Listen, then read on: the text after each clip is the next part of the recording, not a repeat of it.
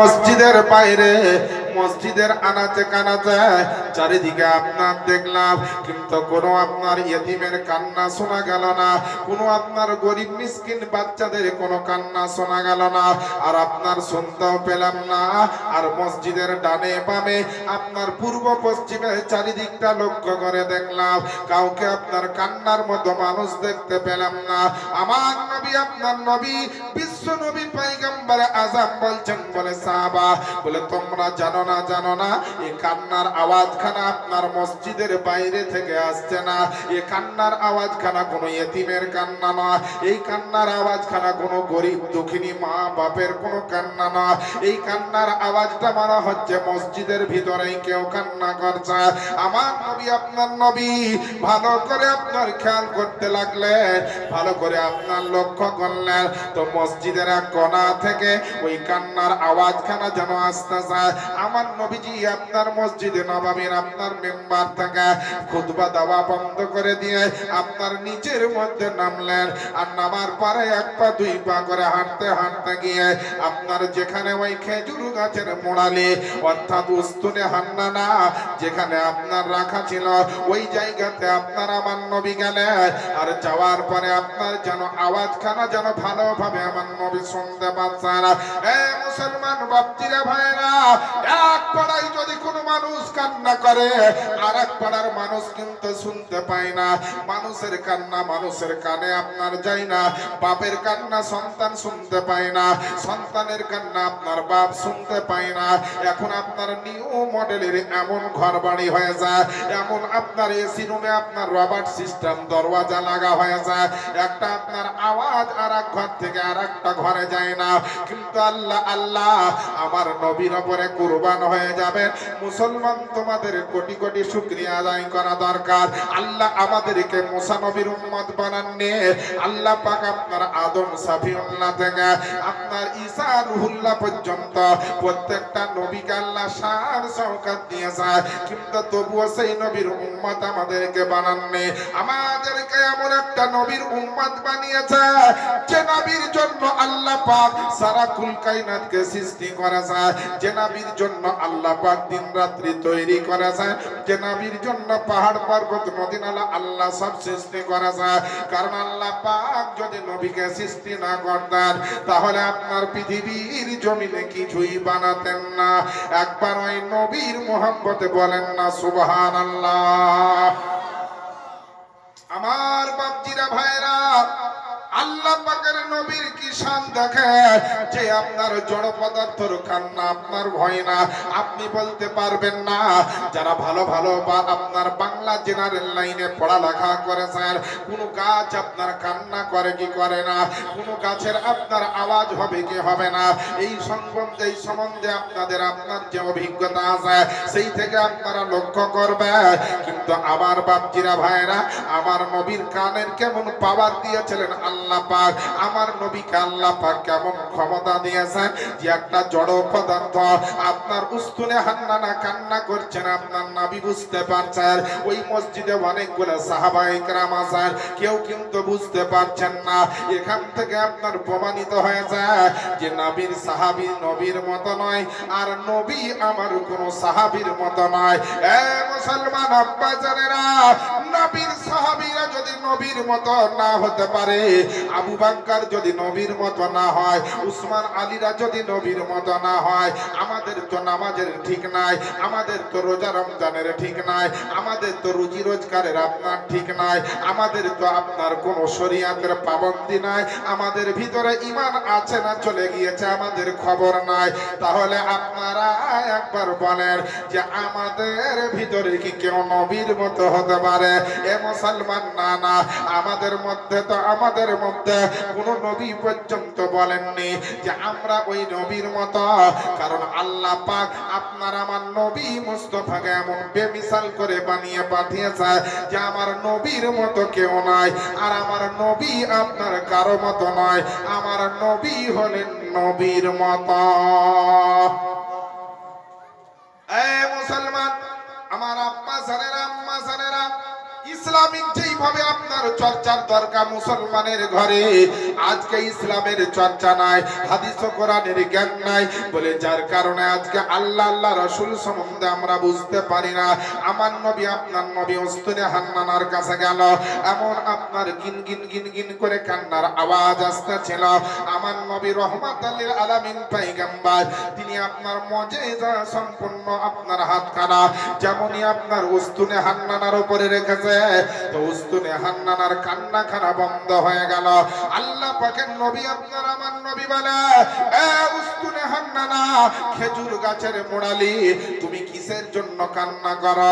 কিসের জন্য তুমি এইভাবে আপনার রোনা জারি করে দিয়েছ বলো? উস্তুনে হান্নানা একটা জড় পদার্থ, তার নিজের ভাষা ইঙ্গিতে বলতেছে, বাবা আমার নবী মুস্তাফা বুঝতে পারছেন, বলছেন ইয়া রাসূলুল্লাহ, ইয়া হাবিবাল্লাহ, নবী গো, আমি আপনার দরবারে ছিলাম, আপনার কদম তলে আমার জায়গা ছিল, আপনার চরণের ধুলোবালিগুলো আমার উপরে পড়তো, আপনার সুবহানাল্লাহ কদমের স্পর্শ আমার উপরে পড়তো।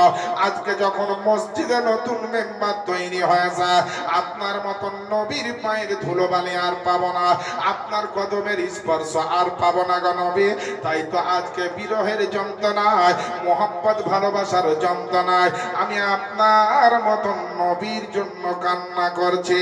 একবার জোরে জোরে বলেন না সুবহানাল্লাহ। মুসলমান বাপজিরা ভাইরা, একটা যদি জড় পদার্থ আমার নবীর জন্য কান্না করে, একটা জড় পদার্থ যদি আমার নবীর জন্য কান্না করে, আপনার একটা খেজুর গাছের মোড়ালে আপনার যদি নবীর জন্য কাঁদতে পারে মোহাব্বতে, আল্লাহ পাক আপনাকে গাছ বানাননি, আল্লাহ পাক আপনাকে পাহাড় বানাননি, আল্লাহ পাক আপনাকে গরু ছাগল বানাননি, আল্লাহ পাক আপনাকে কাঁকড় পাথর বানাননি, আল্লাহ পাক আপনাকে কোনো নাপাক কোনো জিনিস বানাননি। আল্লাহ পাক সারা দুনিয়াতে যা বানিয়েছে তার মধ্যে সবচাইতে উত্তম মাখলুক বানিয়েছেন মানুষকে। আমরা হচ্ছি উত্তম মাখলুক। আল্লাহ পাক বলেন, লাকাদ খলাকনাল ইনসানা ফি আহসানি তাকবীর। আল্লাহ পাক প্রত্যেকটা মানুষকে সবচাইতে উত্তম রূপ দিয়ে বানিয়েছে। আমাদের রূপের কথা আল্লাহ বর্ণনা করেছে, কিন্তু আমাদের চরিত্র কেমন হওয়া দরকার আছে, কেমন নবীর আপনার সুন্নাত আমাদের ভিতরে থাকতে হবে, কেমন আপনার আদব কায়দা থাকতে হবে, কেমন আপনার পরহেজগারি থাকতে হবে, সঙ্গে মুসলমান কেমন ভাবে চলতে হবে। আল্লাহ পাক আপনার সারা বিশ্ববাসীর জন্য এই পবিত্র কোরআন পাঠালেন, আর কোরআনটা যেন পড়িয়ে দিতে পারে, কোরআনটা যেন শিখিয়ে দিতে পারে, কোরআনটা যেন বুঝিয়ে দিতে পারে, কোরআনটাকে যেন শিক্ষা দিতে পারে। এর জন্য একটা শিক্ষকের মাস্টারের প্রয়োজন ছিল। তাই তো আমার মহান রব্বুল আলামিন সমগ্র জগৎবাসীর জন্য আমার নবী মুস্তাফাকে শিক্ষক বানিয়ে পাঠিয়েছেন। সমস্ত জগৎবাসীর জন্য আমার আপনার নবীকে শিক্ষক বানিয়ে পাঠিয়েছেন আল্লাহ। স্কুল আছে আপনাদের এলাকায়, দেখবেন অনেক, প্রত্যেকটা স্কুলে যেমন বিভিন্ন সাবজেক্ট পড়ানো হয়, তো বিভিন্ন সাবজেক্টের কিন্তু আলাদা আলাদা মাস্টার টিচারও আছে। আল্লাহ পাক সারা বিশ্ববাসীর জন্য যে সাবজেক্ট পাঠালেন, যার নাম আল্লাহর কোরআন, আল কোরআন। এই কোরআনটা কে পড়াবেন, এর মাস্টার কে হবে, এর টিচার কে হবে, এর শিক্ষক কে হবে, এর মুদাররিস কি হবে, এর মুআল্লিম কে হবে? আল্লাহ পাক আপনার আমার নবীকে সারা বিশ্ববাসীর শিক্ষক বানিয়ে পবিত্র কোরআনকে মানব জীবনের সাবজেক্ট বানিয়ে পাঠালেন। এ বেরাদারনি ইসলাম, নবী কোরআনের শিক্ষা দিয়েছেন, নবী হাদিসের শিক্ষা দিয়েছেন, নবী আপনার জাহান্নাম থেকে কিভাবে বাঁচতে হবে তার শিক্ষা দিয়েছেন, নবী পাক পবিত্রর শিক্ষা দিয়েছেন, নবী বাপ মার সেবা যত্নের খিদমতের সেবার শিক্ষা দিয়েছেন, নবী মসজিদ মাদ্রাসার শিক্ষা দিয়েছেন, নবী আজান নামাজের শিক্ষা দিয়েছেন, নবী কোরআন তেলাওয়াতের শিক্ষা দিয়েছেন, আল্লাহকে কি করে খুশি করা যায় তার শিক্ষা নবী দিয়েছেন। কিন্তু বড় আফসোসের কথা, আজ মুসলমানকে যদি ডাকা হয় জালসার ময়দানে, এরা থাকবে মেলার ঠেলাতে। আজকে আপনাদের বলতে চাই, যে সমস্ত যুবক ভাইরা, যে সমস্ত মা বোনেরা আজকে এই মূল্যবান হাদিস ও কোরআনের আলোচনা চলছে, কিন্তু আপনি হাদিস ও কোরআনকে প্রাধান্য দিলেন না, আপনি জালসার মাহফিলকে প্রাধান্য দিলেন না, আপনি প্রাধান্য দিলেন কোথায়? রেস্টুরেন্টকে প্রাধান্য দিলেন, বাদামের দোকানকে প্রাধান্য দিলেন, জিলাপির দোকানকে প্রাধান্য দিলেন, বিভিন্ন রকমের আপনার মেলার দোকানকে প্রাধান্য দিলেন। মনে রাখবেন একটা দিন, যেদিনকে ইন্তেকাল করার পর হাসরের ময়দানে আল্লাহ পাক সমস্ত দুনিয়ার মানুষকে একই ময়দানে হাজির করবে। সেই দিনকে আপনি করবেন কি? জান্নাতি মানুষ খুঁজতে থাকবেন, জান্নাতি কাতার খুঁজতে থাকবেন। হঠাৎ করে যাওয়ার পরে সেদিন জান্নাতি রাস্তা আপনি পাবেন না, জান্নাতি কাতার পাবেন না, জান্নাতি লোক খুঁজে আপনি পাবেন না। কারণ আল্লাহ পাক বলবেন ওয়ামতাজুল ইয়াউমা আইয়ুহাল মুজরিমুন, সূরা ইয়াসিনের 59 নম্বর আয়াতে 23 নম্বর পারায় আল্লাহ ঘোষণা দিয়েছেন, হে দুনিয়ার মুজরিম, হে দুনিয়ার অন্যায়কারী, হে দুনিয়ার পাপী, তোমরা আজকে কিয়ামতের ময়দানে, হাসরের ময়দানে তোমরা পৃথক পৃথক হয়ে যাও। আপনি কি ভেবেছেন আজ আমরা যদি আল্লাহ আল্লাহ রাসূলের সভাকে প্রাধান্য না দিই, কাল হাসরের ময়দানে আমাদের দিক থেকে আল্লাহ পাক যদি তার কুদরতি চেহারা, কুদরতি মুখ যদি ফিরিয়ে নেন, তাহলে সেদিনকে আমাদের কি অবস্থা হবে একটু ভাবা দরকার আছে। প্রত্যেকটা মা বোনের, প্রত্যেকটা যুবক ভাইয়ের, প্রত্যেকটা বাবা জীবনের, প্রত্যেকটা মুমিন মুসলমানের এই সভায় এসে বক্তব্য শুনে নিজের জীবনকে নুরানিময়, রোশনিময় করা দরকার আছে। একবার নবীর মহব্বতে চিৎকার দিয়ে বলে দেন না সুবহানাল্লাহ। আজ আমরা মুসলমান, কোন জায়গাটুকু আমাদের মুসলমান বলেন? নামাজের জন্য মসজিদ বানিয়েছি তার জন্য, কেউ কোন রকম হজ করে নিয়েছি তার জন্য? যেইগুলো আমরা করেছি এইগুলাকে আল্লাহ কবুল করেছেন? এই খবর কি আমার আপনার কারো কাছে আছে? নাই। হাদিস ও কোরআন মোতাবিক, শরীয়ত মোতাবিক ইবাদত আমরা করে যাচ্ছি, কিন্তু একটা মানুষকে যদি নামাজের শুরু থেকে শেষ পর্যন্ত জিজ্ঞেস করা হয় যে নামাজের শুরু থেকে শেষ পর্যন্ত কতটা ফরজ আছে, কতটা ওয়াজিব আছে, কতটা মুস্তাহাব আছে, কতটা সুন্নাত আছে নামাজে, নামাজে তাদিলে আরকান কাকে বলে, নামাজের মুফসিদে সালাত কাকে বলে, নামাজে আমেলে কালিল আমালে কাসির কাকে বলে, নামাজে মাকরুহা কতগুলি আছে, কি কি আছে, নামাজে কখন সহ সাজদা লাগবে বলো, একটা মুসলমান আমরা সঠিকভাবে জবাব দিতে পারবো না। এই না জেনে শুনে, না শিক্ষা গ্রহণ করে, না জ্ঞান অর্জন করে এইভাবে ইবাদত করলে মানুষ আপনাকে নামাজি বলবে, মানুষ আপনাকে মুসল্লি বলবে, মানুষ আপনাকে মুসলমান বলবে, কিন্তু আল্লাহ আল্লাহ রসুলের দরবারে মুসলমান হওয়ার জন্য দরকার, মুসল্লি হওয়ার জন্য যেগুলা দরকার, আল্লাহর দরবারে নিজের ইবাদতটাকে মুকাম্মাল কমপ্লিট করে আল্লাহ যেন আমাদের গ্রহণ করেন, এর জন্য যে আমাদের করণীয় সে থেকে আমরা অনেক দূরে। চলেন একটু আলোচনা করব। তার আগে যারা বাইরে দাঁড়িয়ে আছেন দয়া করে একটু বসলে ভালো হয়, কারণ বহু জায়গায় জালসা হয় বা আদায় করার জালসা, টাকা চাওয়ার জালসা, কিন্তু চটপড়া মানুষকে, এই গ্রামের মানুষকে কি বলে যে ধন্যবাদ দিব এই জালসার কমিটিকে, যে মাশাআল্লাহ আপনারা জালসা করেছেন ইসলামের কিছু চর্চা, হাদিস ও কোরআনের কিছু আলোচনা মানুষকে শোনাবার জন্য। কোন আদায় কালেকশন হবে না, শুধু হাদিস ও কোরআনের আলোতে বক্তব্য হবে, মানুষ যেন বুঝতে পারে।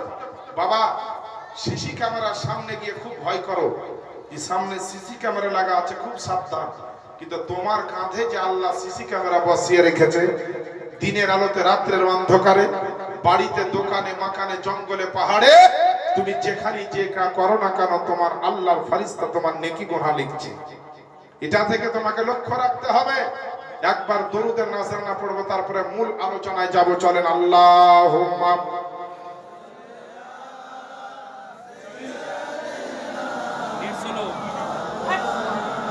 মুহাম্মাদ ওয়া আলা আলি সাইয়্যিদানা মাওলানা মুহাম্মাদ সাল্লাল্লাহু আলা মুহাম্মাদিন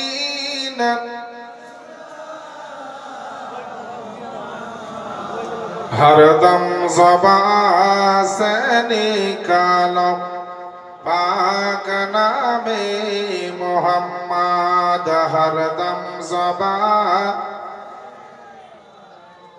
शफी আনা মুহাম্মদ সাল্লাল্লাহু ও মুসলমান আমার বাপজিরা ভাইরা আমার মা বোনেরা আপনাদের বলতে চাই আমার নবী আপনার নবী যখন মসজিদে নববীতে হোক কখনো যুদ্ধের ময়দানে হোক কখনো মা আয়েশার আপনার ঘরের ভিতরে হোক যখন আমার নবী মুস্তাফা কিছু ইসলামের বার্তা দিতেন যখন কোনো আল্লাহ পাকের কোনো খবর শোনাতেন আমার নবী সাহাবায়ে কেরামেরা বিবি বাচ্চাকে ছেড়ে সাহাবায়ে কেরামেরা নিজের পেটের খিদাকে আপনার ভুলে গিয়ে রাত্রের ঘুম দিনের আরামকে ছেড়ে দিয়ে আমার নবী দরবার থেকে আপনার নড়তেন না আমার নবীর নুরানি চেহারার দিকে আপনার দেখতে দেখতে নিজের বিবি বাচ্চার পর্যন্ত খবর ভুলে যেতেন আল্লাহ পাকের নবী আপনার আমার নবী আল্লাহ পাক প্র্যাকটিক্যাল দিয়েছিলেন জগৎবাসীর জন্য যে তোমরা যদি ভালো আদর্শ শিখতে চাও আপনার আমার নবীকে ফলো করতে হবে আপনার যদি ভালো ডাক্তার হতে চাও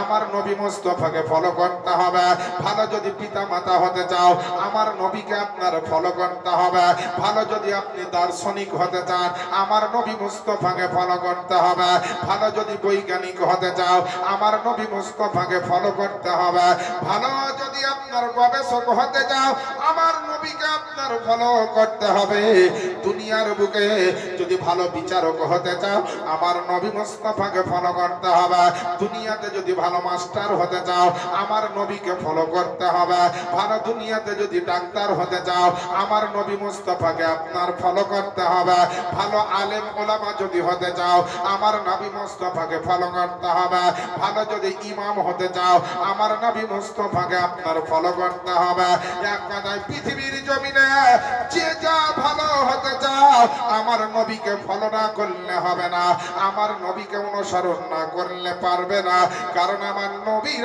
আদর্শ নীতিকে আমার নবীর আখলাক চরিত্রকে আমার নবীর নেচার কালচারটাকে আল্লাহ পাক সারা বিশ্ববাসীর জন্য আপনার একটা উন্নত মানের মডেল বানিয়ে দিয়েছেন একবার নবীর জন্য বলেন না সুবহানাল্লাহ আমার বাপজিরা ভাইরা আল্লাহ পাকের জন্য আপনার আমার নবীর জন্য আপনার নবীর আদর্শ নীতির জন্য আপনার ঘোষণা দিতেছেন উঠিয়ে দেখুন পবিত্র কোরআন শরীফ আপনার 29 নম্বর পারা সূরাটির নাম সূরা আল কলাম আয়াত নাম্বার হচ্ছে আপনার 4 আল্লাহ ঘোষণা দিচ্ছেন ওয়া ইন্নাকা লা আলা খুলুকিন আযীম এবং নিশ্চয়ই নবী গো আমি আপনাকে সমগ্র জগতের জন্য সবচাইতে উত্তম চরিত্রের অধিকারী বানিয়ে দিয়েছে আমার নবীর চাইতে উন্নত মানের শিক্ষা আমার নবীর চাইতে উন্নত মানের আপনার কি বলা হয়েছে আদর্শ নীতি পৃথিবীর জমিনে আর কারো হতে পারে না